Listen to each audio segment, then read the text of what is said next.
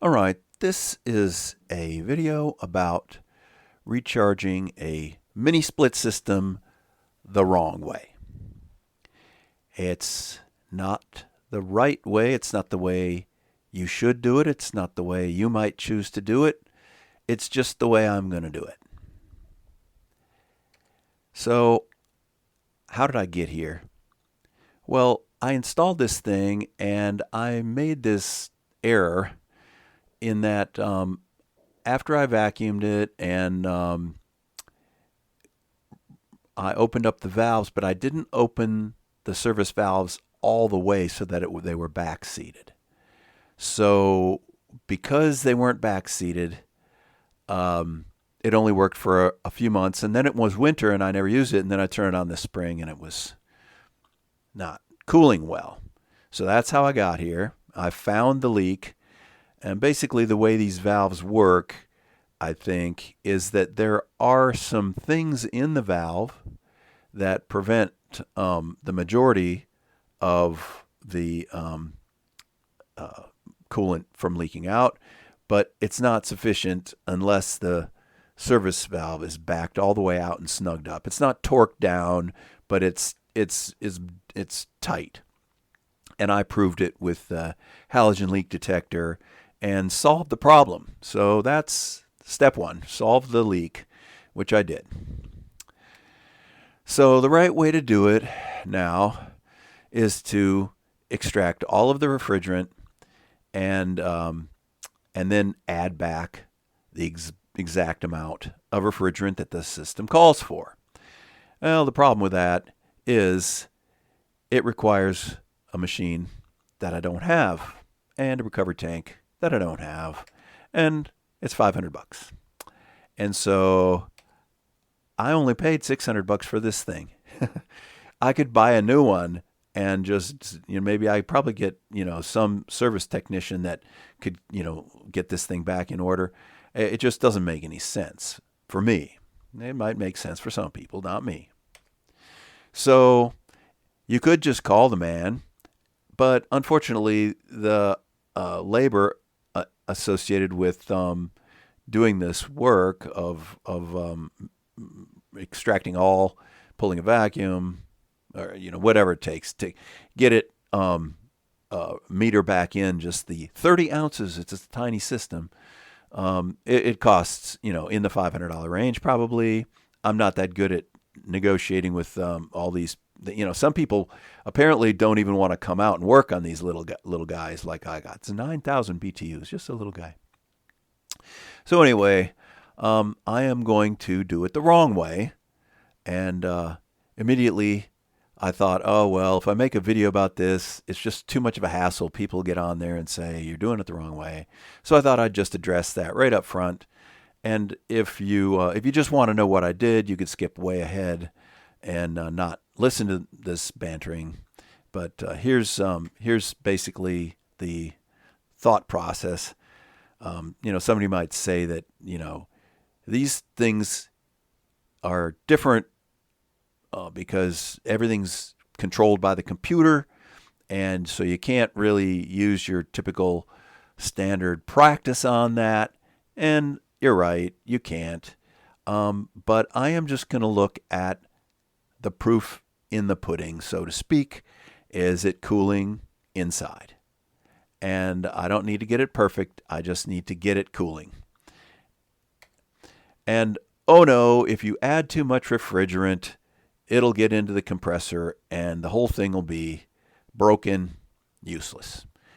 And my plan is to add really small amounts and monitor it and just wait and let it stabilize and get it to where it's cooling somewhat effectively, maybe not optimally. And besides, if I do screw it up and I flood my compressor, then that's my compressor that I broke, and so what? I buy a new one. You'll never get optimal. Okay, true. But the fact of the matter is, I would just crank the AC in the whole house down. So, this is going to be much more efficient, even if this particular unit is not running peak efficiency. And it'll take forever to do what I'm proposing, which is true. It's going to take a long time. And I don't care because I'm retired. I can do this. This is not a big deal. So here we go, the wrong way. So I recorded this before doing any work, so I don't know if it's going to work or not. And yeah, I have my EPA certificate for handling refrigerants, and I am going to go and embark on this process and share whatever happens, good, bad, or indifferent, with you in the end of this video. So at this point, let's start the process. Here's the mini split that I'm going to be working on today. I installed this last year. I just bought this tank and I weighed it without doing anything. It's brand new. It's got all the 5 pounds in there. Here are the specs for the system that I'm going to be working on today. And it's just a little 9,000 BTU system that I added to my house so that I could chill my bedroom and not have to chill the whole house when I want to have a cool bedroom to sleep in. So I'm going to show you all the steps today, boring as they are. Here I am making sure the valves on the gauge are closed. And I'm going to connect this up to the refrigerant tank, and with the goal here to purge the air out of the hoses. So we got that connected, and I'll stow this here and open this and open this and open this. Nope, that ain't going. Here's with the wrench. Okay, there we go. So that was really tight from the factory. So we open the refrigerant tank valve, and I guess I'll open it all the way.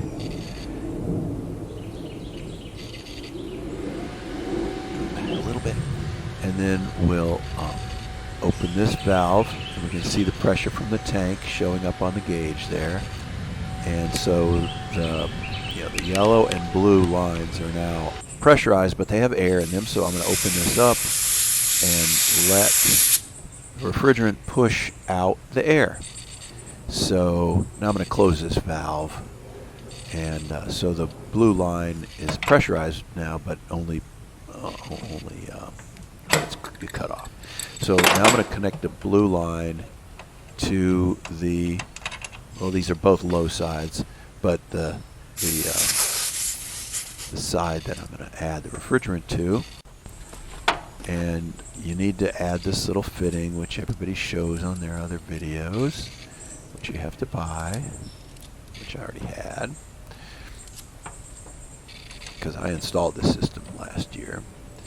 And get this thing on quickly as I can. Get it, tightened down pretty tight, not real tight because you mess the rubber seal up, but you don't want to use a wrench, just your fingers. That's fine. And now I'm going to purge the air out of that blue hose just in case a little air got in that last time. So there we have the purging done. And now let's go inside and take a look at the temperature drop across the coils and turn the system on. So that's fan only. Let's get the mode to air conditioning and 61. So that's as low as it goes. And now we're going to turn the fan to full speed ahead on the fan. There we go. And we're going to try to keep the room about the same temperature. So I'm going to turn on the fan and turn on a fan to blow the air in so that the room doesn't get cool. All right, so we let some time pass, and we make sure that we're not getting anything here. Temperature drop across is 0.1, and look at this. We're freezing up. That's bad.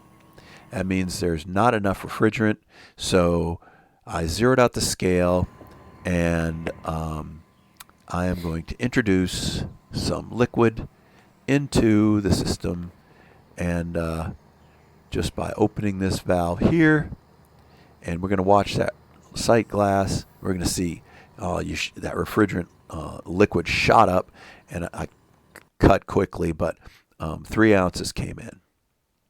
And so let's see what happens to the temperature. We're getting a temperature drop across from the intake air to the output air. So we're getting there. So I'm going to invert the tank, and I'm going to clear the line of liquid now and put some more refrigerant in. Then I'm going to write this tank. I'm going through this very slowly and trying to get the liquid line, get the liquid cleared out of the lines, so that I don't have liquid in the line at the end that I don't want. So time passes, and now we see that we're not frozen up anymore. We're getting condensation, and so let's look at. I guess I don't have another shot of the temperature drop, but I show a chart at the end showing like each time increment and what happened, what I did, and what I measured. So be patient for that at the end. And we're up to 100 psi now, so that added some liquid, and now we're just gonna wait on that. And again, we're getting condensation, so that's at least better than freezing. Sorry for the blurry picture there. Now it's settling. It's still settling below 100, and I think this normal operating time pressure is a little higher than that. But we're going to patiently watch the temperature drop. So here we're getting down 10 degrees, which is good. And I wait to let it settle some more.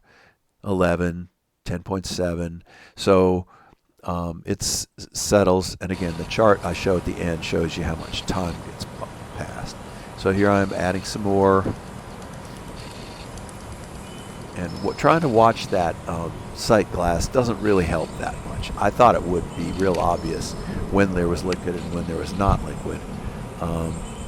But it really wasn't that obvious. So this is what I ended up doing. First of all, I measured the net weight of the container before and after, and it came out to 10.8 ounces. And the orange numbers are just wild guess. I was trying to, meter in small amounts. The only one I measured was the first one, and it was precariously balanced on the scale. If I had to do this over again, I think I would find a way to use my luggage scale and hang the tank and find a way to invert the tank back and forth. But anyway, this is kind of, you can see that as refrigerant was added, the temperature dropped as expected, and then I came to the point where I decided that was good enough. But I was trying to right the tank and push vapor through to push the liquid out of the hoses. I didn't want to get left with liquid refrigerant in the hose and not really want to put that in, trying to be conservative for overcharging. You can safely leave now and not miss much. All I'm going to do now is disconnect all the equipment and put it away, make a few notes. By the way, I'm not using gloves here. I know that's kind of risky, but I'm careful about not putting my hand where it's only vapor here anyway. So I'm just going to tidy up the system, put it back together again, and that's it for the video. There is quite a bit more. There's a couple more minutes here while I wrap up.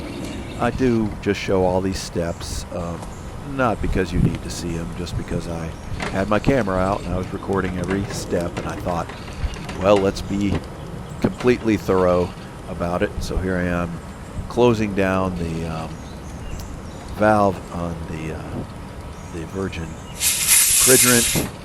Taking the hose off there. Take good care of your hoses. They'll take good care of you, is what one of the other videos said. So I tried to keep these things out of the dirt and park them and not lose any caps, not have the caps fall into the dirt. All those kind of good things that a tidy technician would do, even though I'm not, I guess, I said at the beginning, not an HVAC professional, just a hack. But I hopefully never need these things again. I mean, these things should not, this thing should not leak again. Anyway, so I'm weighing it now after the fact. I used these results earlier. So did a delta on this, the weight, reported that earlier. And so back inside, getting a nice 17-degree drop. That's good enough for me. So hopefully you enjoyed the video. I did, because I forget a lot of stuff, so I just printed out this thing, and it'll be good for either me when I forget or some future person who looks in there and says, hey, this thing is not delivering enough cool enough air. What is it supposed to deliver? Well, it can deliver at least 17, so I thought I'd put this little sticker in here. So anyway, there you go. Hope you enjoyed it.